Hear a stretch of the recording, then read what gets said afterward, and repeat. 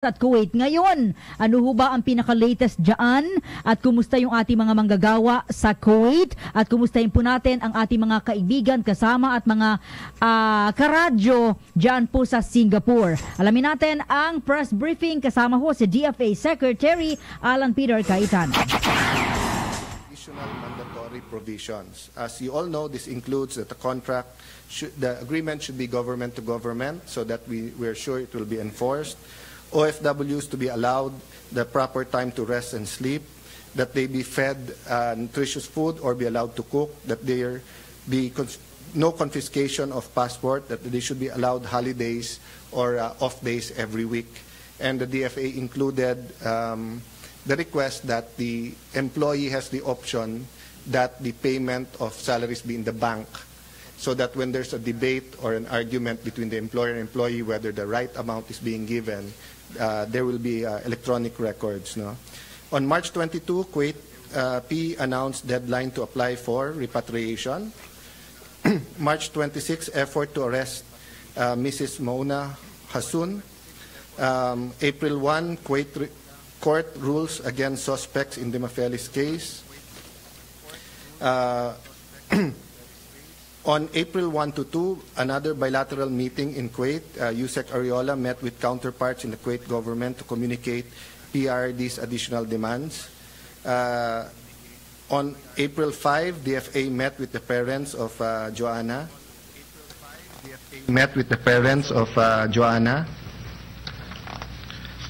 So we sent additional teams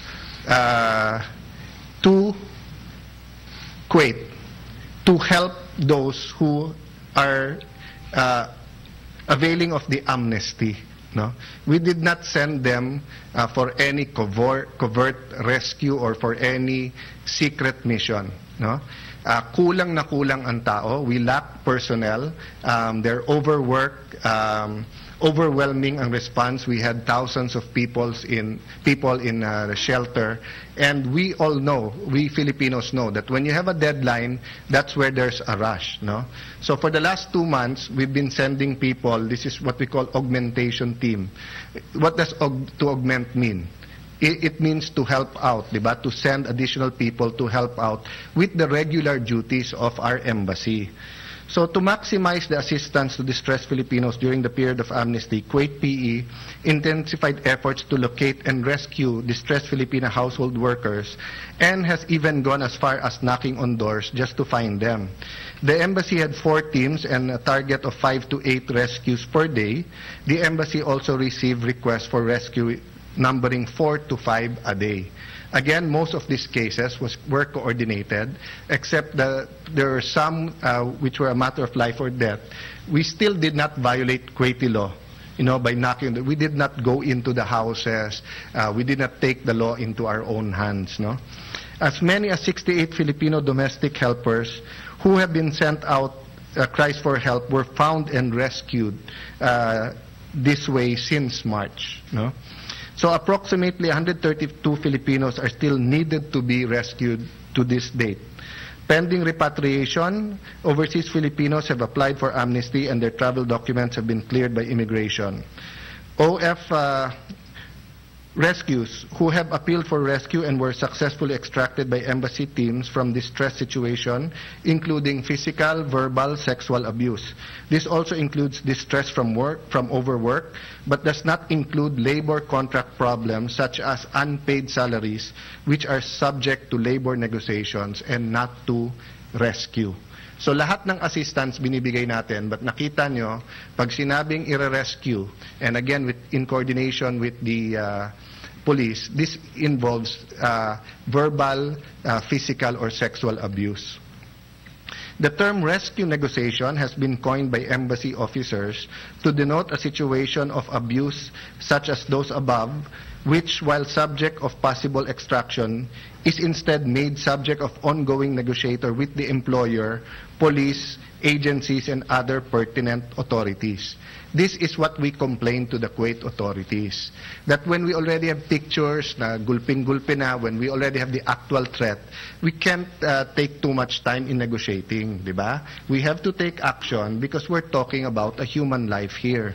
So pending rescue occurs when a request for rescue has been made by the embassy, with the embassy, but direct action has been deferred due to ongoing negotiations and other circumstances which disallow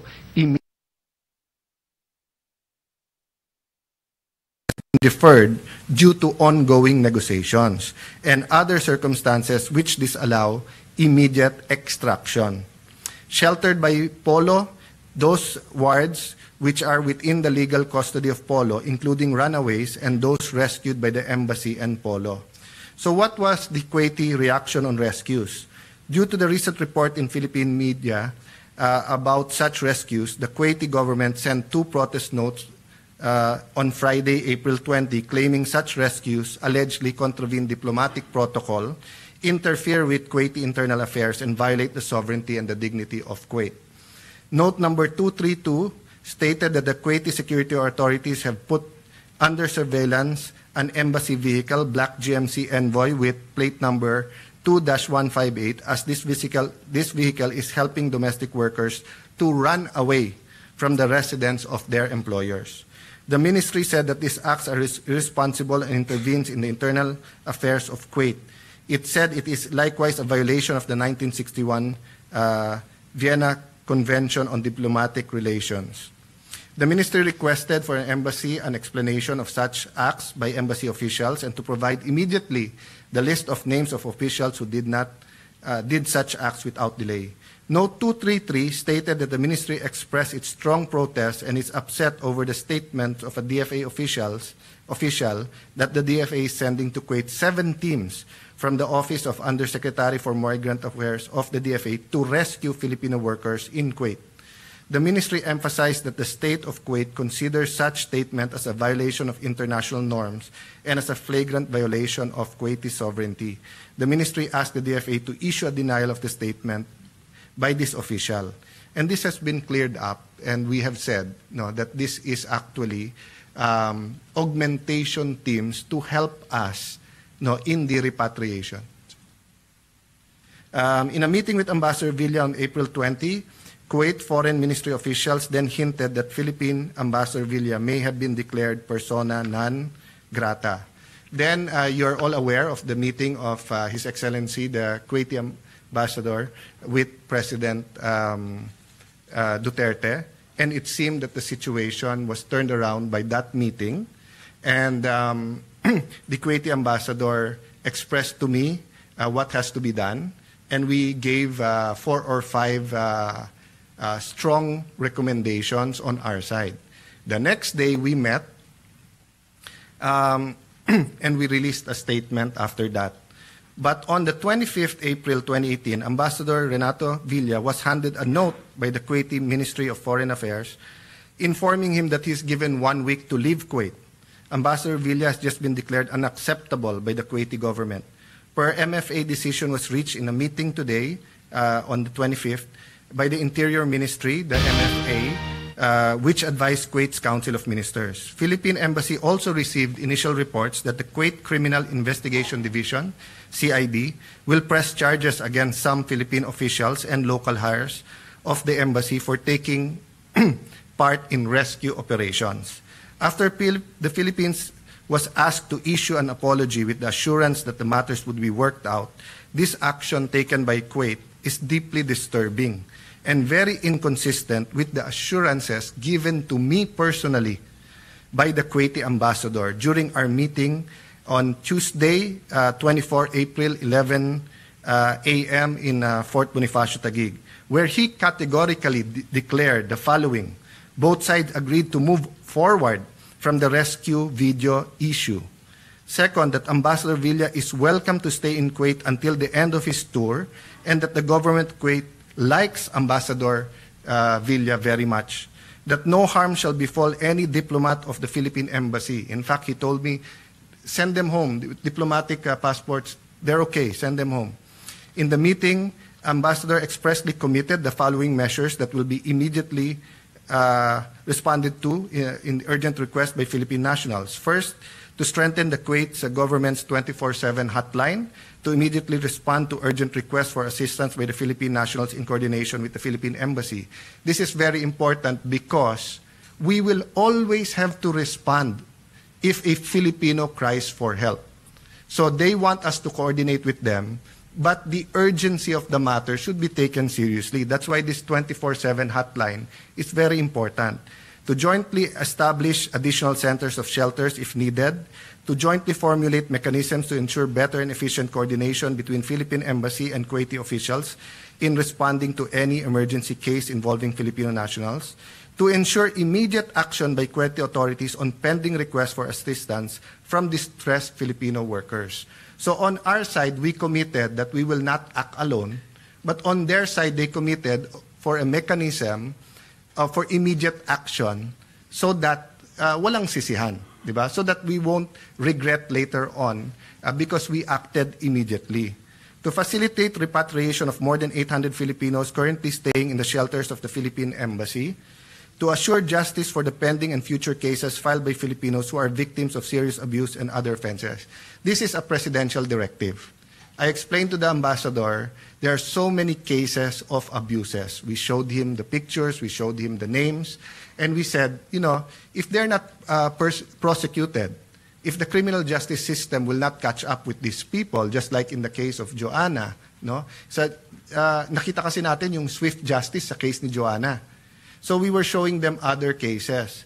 And he assured us, no? And why is this important to us? Because no matter how good the agreement is, if hindi naman mapaparusahan, hindi makakasuhan yung nag-violate ng agreement, wala rin mangyayari. Then to assure proper and humane treatment of Filipinos who may be taken into custody after the April 22 amnesty deadline and to repatriate them immediately with the assistance of the Philippine Embassy. To release Filipino nationals hired by the Philippine Embassy who were taken into custody in recent days for their involvement in action taken by the embassy in responding to calls of assistance by Philippine national distress. In this case po, yung drivers, pinaliwanag ko sa ambassador, they weren't part of the planning, execution, etc. of the assistance or rescue. They were hired to drive the car because car rental yung ginawa natin. And then to ensure the diplomatic personnel of the Department of Foreign Affairs who are still in Kuwait allowed to return home without any incident possible soonest time. Today, April 26, DFA summoned the ambassador of Kuwait. We were advised that the ambassador has been recalled for consultation by the Kuwait Ministry on Foreign Affairs. DFA today served a diplomatic note expressing our surprise and our displeasure on the declaration of the Philippine Ambassador Renato Pedro Villa as persona non grata. The department is working on the assignment of a senior officer, a CDA, in Kuwait. Of the 10 members of the rapid response team, 7 have come home. The 3 who have warrants of arrest against them are in the embassy. The embassy has been instructed to invoke a diplomatic immunity for them to allow to come home. The 4 drivers who are hired for rented vehicles were apprehended and currently detained. The embassy has provided lawyers for them and is looking after their welfare. The embassy has reached out to the families above-mentioned officers and drivers to assure them of everything is being done for their safety. Currently, there are no reported harassment directed towards Filipinos as a result of this incident. The department instructed the embassy to closely monitor the situation and reassure the Filipino community that the government will continue to serve them and look after their welfare. And we are relying on the good faith, the humanity, and friendship with the government of Kuwait to take care, no, of all of our Filipino compatriots who are in Kuwait. So, are there any questions?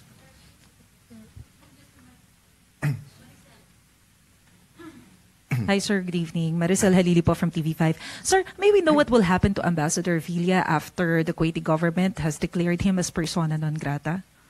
Well, he will come home, and let's cross the bridge when he's here. But I'm still awaiting the explanation. That's why we sent a note so my counterpart can, clarify us. I'm hoping, there'll be positive developments because as I said, very clear ang usapan at agreement namin. No, they told us what they want, what they need, what would help them. We told us what we want, and I even asked him, can I have a few months to help my ambassador because there are still 800 people there, and he was empathic. We like him, we want him to stay. He should finish his tour, So that's why we use the word disturb, because I'm disturbed that remember, he represents his country. It's not the rank.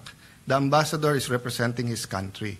So that's why we're seeking an explanation, clarification, and hope to be enlightened why this happened, And after this development, sir, how will it affect the possible memorandum of understanding between the Philippines and the Kuwaiti government in terms of giving protection to the OFWs? Well, that's the president's call. But I have been recommending, and it's on record, and my letter to DOLE Secretary Bello is there. I've asked them to give a week or two after April 22 to see the actions on the Kuwait side. Because I've always said that an agreement is a piece of paper. It's the goodwill, respect, and mutual respect and trust between the two countries that will carry everything. So now that this is happening, why would I recommend that we sign the memorandum and lift the ban? But we're hoping this will all be clarified. After our meeting with the ambassador, remember the evening meeting the president, he hasn't gotten instructions from Kuwait yet. But the next day when we met, he said, very positive. I've talked to my home. This is what we agreed. So we agreed on these things. I wouldn't go on a press con on my own and tell you what I told you if I haven't gotten those assurances from him. So that's the status now. We're still optimistic, but we're of course have to prepare also for hoping for the best, but also preparing for the worst. Sir, will the president still push through with his visit to Kuwait? Well, the visit, as I announced the other day, if it was to push through, will be after Ramadan. And of course, this will be after we sign the agreement that we are hoping to sign this first week of May. But how can we now do that when the ambassador who was setting the date and was telling me any day in the first week of May was suddenly recalled and, is not answering our inquiries at this point in time? Sir Leo Pala, DZME, CAMG. Medyo linawin lang natin ng konti. Nag-usap ang Pangulo at ang si Ambassador sa Davao, right?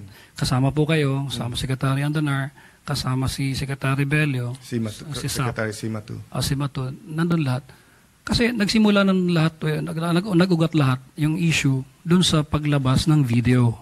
Diba? Yes, so, nasabi ba kay Presidente yun? Yes and no. We've been receiving complaints even there because we've been more aggressive in protecting Filipinos. Remember, they're used to their system, yung kafala system. No? And the President has been saying, we are not slaves to anyone. And we deserve the dignity. So dun pa lang, umaangal na yung Kuwaitis. Can we handle this low-key? Pwede bang hindi sa media? No? So definitely the video added fire. But even the rescues was creating some commotion with some of the local press in Kuwait. But most of these rescues were with the Kuwaiti police. No, as I said, 200 i-rescue eh. No, and on the 80 that was rescued, meron talagang inabuso. So we discussed a lot of things with the president, no? But the president gave the general direction, what he wants, no? And it was the Kuwaiti ambassador who appealed. Sir, can we do this? Can we do it? Can I work with Secretary Bello and Secretary Cayetano? And the next day, he gave me assurances, which I reported to the president, and then reported part of it to you after the Hong Kong Trade Council meeting, no? And then suddenly this happens. So kayo sir, mahilig kayo mag-live din kasi. So naniniwala ba kayo may problema ang SOCMED ng DFA doon sa quote-unquote irresponsible posting ng ganong klaseng video? Yun ho talaga nagpainit eh. It's one of the issue, but it's not the main issue.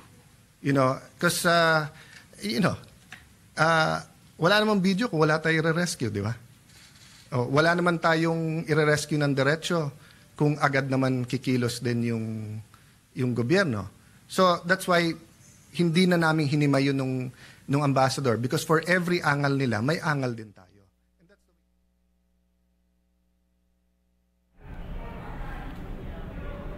Pansalap-pantala po namin pinuputol ang press conference si Foreign Affairs Secretary Alan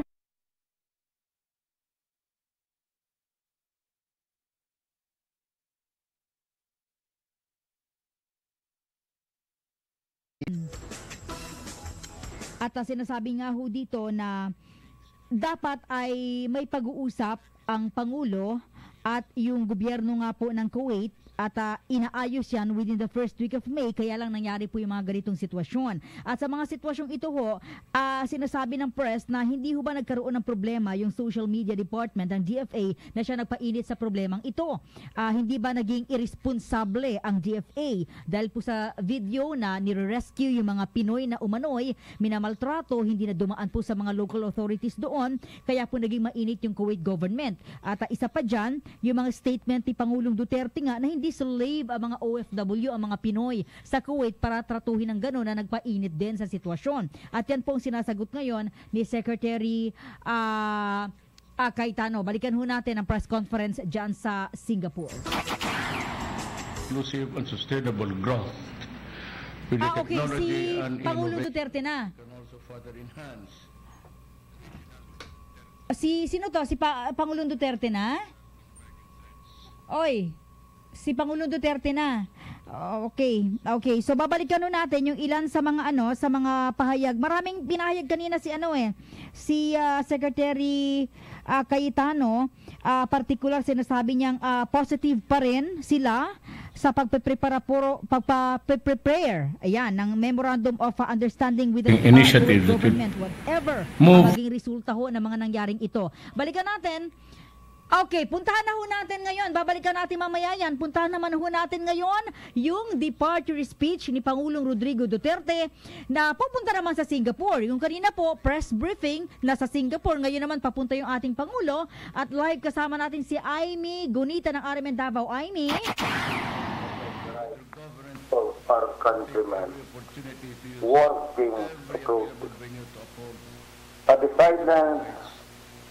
I will also discuss the diplomacy and regional and global threats on peace security, especially terrorism in our Regional and global threats on peace security, especially terrorism in our area. I look forward to meeting our kababayans in Singapore. Upon my return, as usual, I shall report what we have achieved as we continue to stay true to our mandate of serving the best interest of our nation and people. What would interest me really there is articulate the plight of migrant workers. Isa tayo sa pinakamarami. I will make an extensive, I will answer all your questions. Particularly, kumpletuhin ko na lang to so that it would be one answer and a report at the same time to the people of the Philippines. Thank you. I have to leave. I'm catching up. I'm due for a late dinner. I said, malate lang ako ng konti. Hintay lang kayo. If you now want to know kung ano yung aeroplano ko, yan dyan sa harap. It's a jet which I borrowed, but I will have to pay for the fuel and sa mga piloto.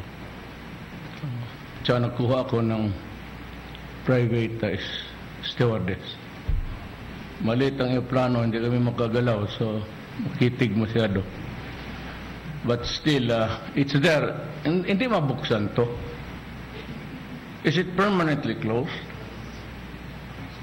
Gusto rin yung makita yung aeroplano because everybody is asking who's going to do this, magkano, this, wala, parang ano to. I'll pay for the avgas and the allowances and hindi allowances ng mga piloto, pati one steward. Actually, lahat Air Force, nahiram lang ako. So, thank you. Si Pangulong Rodrigo Duterte, ang narinig ko na lang yung pagtitipid, no, ng ating pamahalaan, kaya medyo maliit yung eroplanong sasakyan going to Singapore. Sayang, no, at hindi lahat na, mamaya kausapin natin yung RMN Davao kasi mas napakinggan niya ng mas matagal yung press, yung departure speech ng ating Pangulo. Baka may statement regarding dito sa Kuwait pa rin. Dahil sabi nga ni Secretary Cayetano kanina, they're hoping for the best. Sa kabila ho ng nangyari, baka maituloy pa rin yung biyahe ng Pangulo sa Kuwait at magkaroon po ng Memorandum of Understanding. So, sa parte naman ng Pangulo, yung ating narinig na lang ay yung kanyang dahilan ng kanyang pagtungo sa sa Singapore rather, ay para po mag-participate sa ASEAN Summit. At kanyang ipinakikita sa publiko na kinakailangan magtipid at pinakikita niya ho na maliit na sasakyang eroplano yung kanyang sasakyan. So, yun lang narinig ko eh. Si Amy, pakitawagan para baka may mga ibang importanteng nabanggit ang Pangulo sa kanyang departure speech. Balikan natin, before kay Pangulong Rodrigo Duterte, kaya lang kasi pakisabi na wala namang wala tayong narinig eh. Sa kanila siya ang nakarinig ng mas maraming mensahe ng ating Pangulo.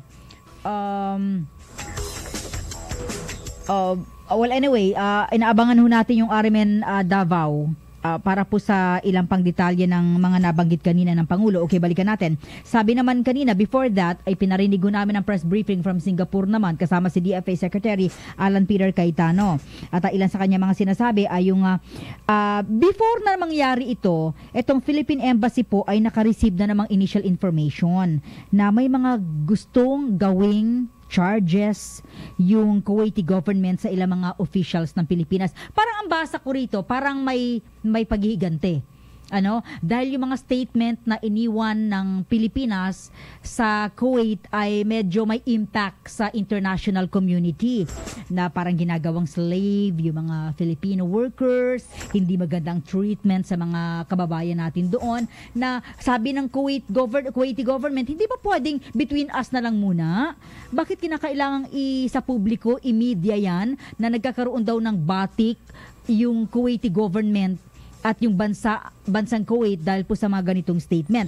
So sabi ni Cayetano kanina, noong pa man may mga, nung magsimula yung init na ito na tatanggalin, pauwiin yung mga OFWs, ay may naririnig na kaming kakasuhan yung ating mga officials doon. Pero hindi ho nila confirm, bagamat ito nga baka raw bahagi at parte ng sinasabing ito yung charges against sa ating mga officials doon.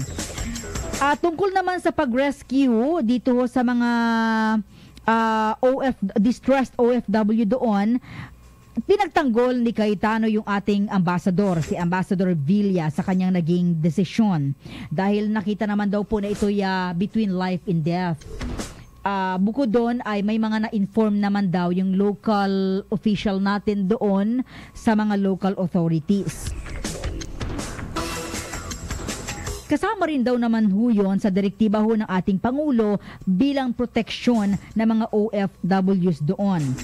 Sabi nga ho ni Cayetano kanina, as a general rule, ang tinutukoy kasi ng Kuwaiti government, hindi kayo dapat pumapasok sa aming soberenya. Instead, dapat i-inform nyo yung local authorities namin kung may mga ganyang complaint, kung may mga ganyang reklamo, hindi dapat pumapasok yung local official sa mga ganyang usapin. Balikan natin ang ongoing press briefing kasama si DFA Secretary Alan Peter Cayetano live sa Singapore.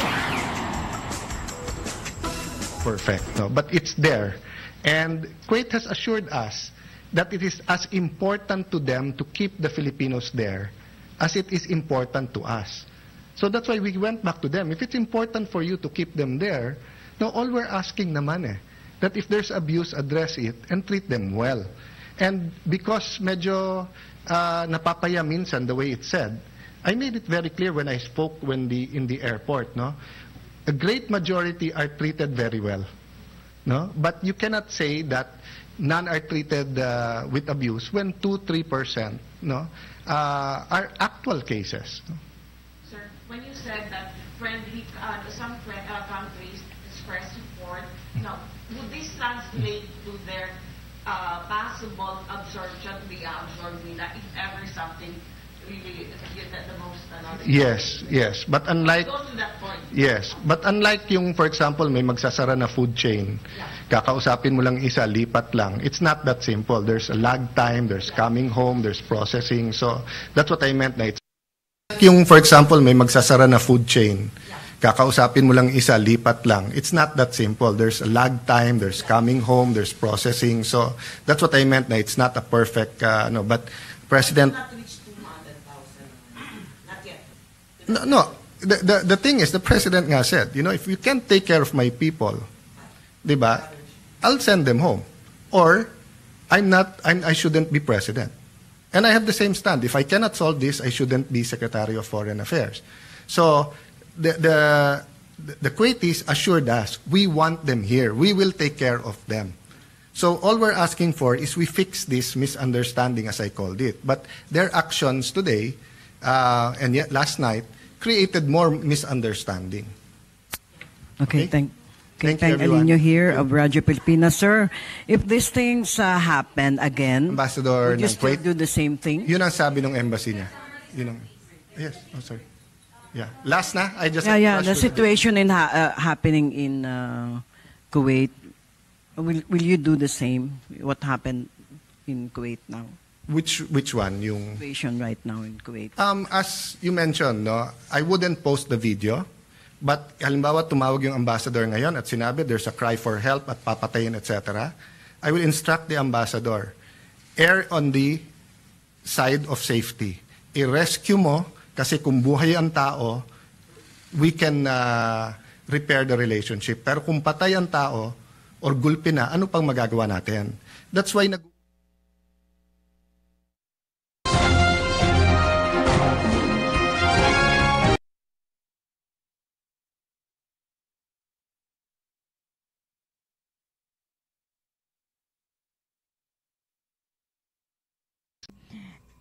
may assurance na gusto ring ipakita ng Kuwaiti government na binabantayan at pinoprotektahan nila yung mga OFW. So mahalaga rin yung mga OFW doon, yung ating mga kababayan, talagang affected sila sa naging order din ng ating Pangulo na pauwiin yung mga kababayan natin dyan na ginagawang slave, yun ang term ginagawang slave at pinahihirapan ng mga amo dyan po sa Kuwait.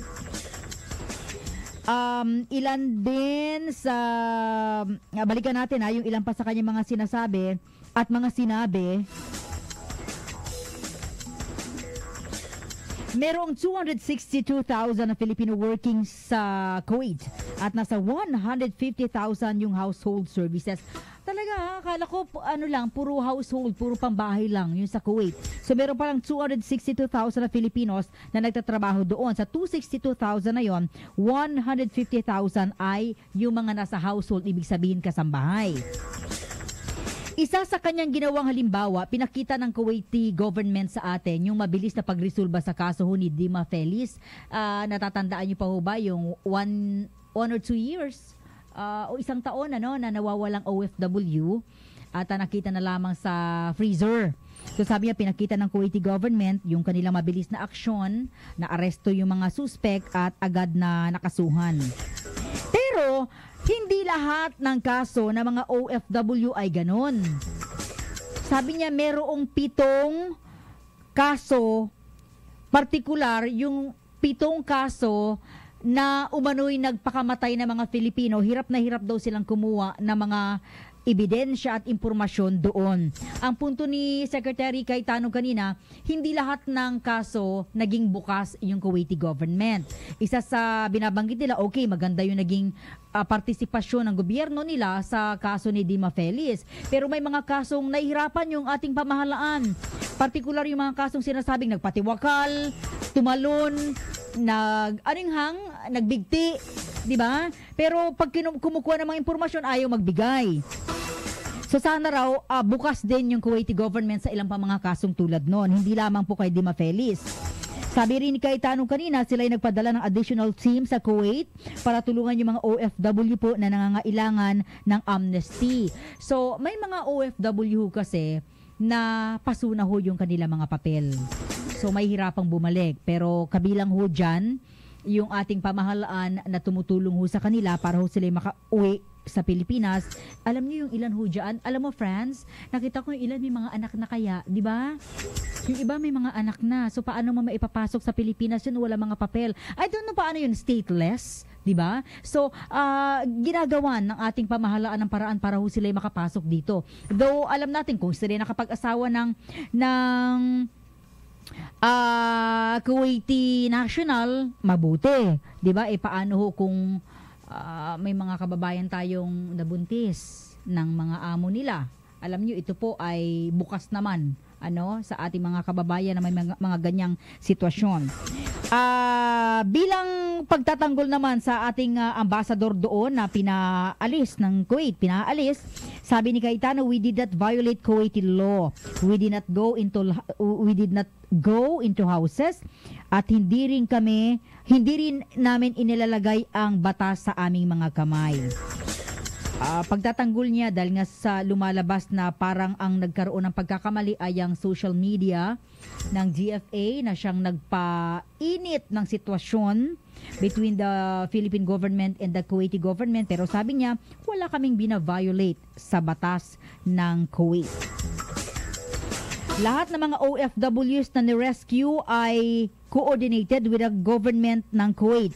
Except, ito yung mga tinutukoy na sinasabi ng Kuwaiti government na sumobra naman yata, parang hindi na dumaan sa amin. Sabi ni Cayetano, except for life or death situations. Diba? Anong i-rescue mo? Kung alimbawa nagsumbong yung isa, sinusunog na ho ako dito sa kwarto. Ano pang i-rescue mo? Kung idadaan mo sa mga authorities yan, pagdating mo doon sa bahay, patay na yan. So sabi ni Cayetano kanina, ang nire-rescue namin yung life or death. Ibig sabihin talagang, eto na, sasaksakin na ako. Nakatago na lang ako rito sa isang cabinet. So yun ang nire-rescue. Yun talagang papatayin na ng kanyang mga amo.